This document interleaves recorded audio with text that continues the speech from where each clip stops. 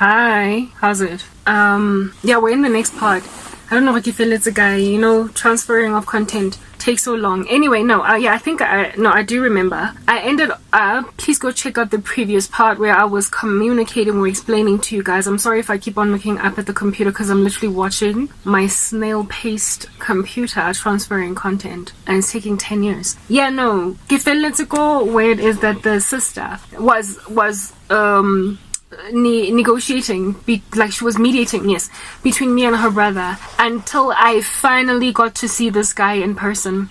I finally got to see him in person, and who it is that he looked like in my dream is also significant, which is why I have to then detour again into yet another story. Okay, now when I was like 18, 19, 20, yeah, 20, when I was like 21ish, whatever, just some young years, okay, because I had dropped out of Wits University, right, due to the fact that my mother was not paying my school fees, and I was now working a 9-to-5 corporate job to try and raise the money to pay off my fees in a call center, right? I used to work for Teleshore Group Services. I met, because of that situation, that's why I ended up dropping out of school. So I was basically, like I said, I was 21, right? I was the age that I was supposed to be basically when I graduated from university, but I had to be wrenched out of school because of circumstances. When I met this dude, those circumstances were wreaking havoc in my life. The South African landscape is very classist, and it's been like that for as long as I can remember. Ever since pretty much, guys, like university years, there has been this thing that I picked up, this gulf that I noticed between people who are getting their own thriving, getting that degree, getting that whatnot, versus kids that matriculated but couldn't go to university or chose not to go to university, so they ended up working 9-to-5 jobs in corporate, like the call center and whatnot. And this gulf that was created a lot of classism. The kids that got to go to varsity, graduate, start intern jobs in corporates, looked down on the kids that just had the matric and were just pushing paper, doing admin in corporate, right? And I was supposed to belong to the group of kids that was going to get her degree and work as a graduate and work her way up the corporate ladder. That same classism lingered well into our 20s, like mid-20s, 30s, whatever. Now today I'm 38. To a point where there is absolutely no regard or any respect for people that did not quite, get university degrees or end up successful in the career path of corporate South Africa. Corporate South Africa. Never mind entrepreneurialism or whatever. But if you did not get your first job as an intern graduate at a company, following which you got made permanent, following which you then went on a career path to grow and grow and grow, you were just severely underestimated. You were undermined. And I had an inherent understanding of that, to a point where after being made to drop out of varsity, my friends fell off from me because I was no longer at university. And as soon as I took myself back to varsity, they came back into my space. As soon as I started to make money again, but as soon as I started to grow in my corporate career, they just, started to slowly but surely be like, hey, Karavs, how you doing? I'm like, fair weather, that's what's going on. If I had stayed just growing very slowly like a snail in corporate, starting from call center, the kids that don't go by your funda, I would have likely not made my friends back again that I had in university. I only gained them back because I took myself back to school, and I also started to grow up the corporate ladder very quickly, and I looked like I was going to be one of those really thriving, successful, young professionals. And indeed, I got there.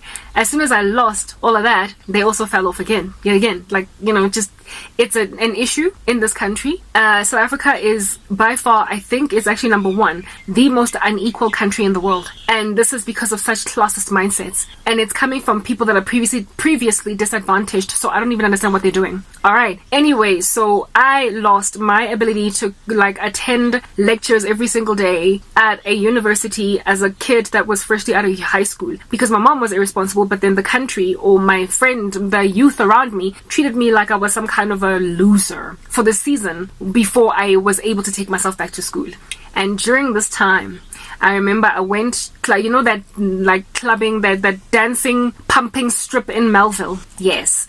I went to this dancing, pumping strip in Melville with my oldest sister. She was home for the holidays because she was always in the United States, right? I went there with my older sister, and I think my cousin was also there with me. The cousin that I grew up with, that I was really tight with. And we decided to go. When my sister was back, we used to have a lot of fun because my sister had money and she was so generous. So she was like paying everybody's booze and whatnot. So when my sister was around, it was party all along, party all here, hey, right? So my sister took us out to Melville. She had the car and everything, while we was just still, Shapaka 2 series type setup thing. And so therefore I looked next to my older sister. My cousin and I, next to my older sister, looked like we'd arrived, that we were the bougie snobs that had cars and we could, travel and go out on a night partying by ourselves without boyfriends. Yeah, we looked that way. Because of my sister, my older sister, who was the one that was bougie, that had the apartment in Santon. She made us look good in the club that night, because when you were young, partying, goodness gracious, like you have Hambang 7, that's what's good. Yeah. Unka taxi was saying club. Or they travel like a boyfriend. They're the ones with the cars, So if you're there as chicks that don't like, and you're that young and there's no boyfriends next to you, you are assumed in the club to be these bougie girls that have either like Uber money or like cab, maxi taxi money to take you home, or you've got your own cars, and that's why you're in the club. So in our case, we had our own car. My sister was the car. That's what's good. Anyway, righto. So here it is that I'm in this like club, go Melville. All right, it wasn't really a club, more like a bar, pub, like dancey, pumpy joint. And there is this like cute yellow bone freckled Okie, like he looked like Terrence Howard, guys. I've just always had a thing about men that look like that. This dude looked like Terrence Howard. Very cute, like just cute, and I remember his freckles, like they just stuck out to me, right? Cleanly shaven. He was slightly shorter than me, but whatever, I don't care. I'm a tall girl, so really I wasn't very pedantic about guys being my height or taller when I was growing up. Now I want them tall, but back then I was like, now 1.75 meters, mina. Where am I gonna find like a little bit of a Kobe Bryant walking around? Wait. So I just settled a lot when it came to height, right? But this dude was like so cute, and on top of that, he was well spoken. I was single. I was like, oh, why not? You know what I mean?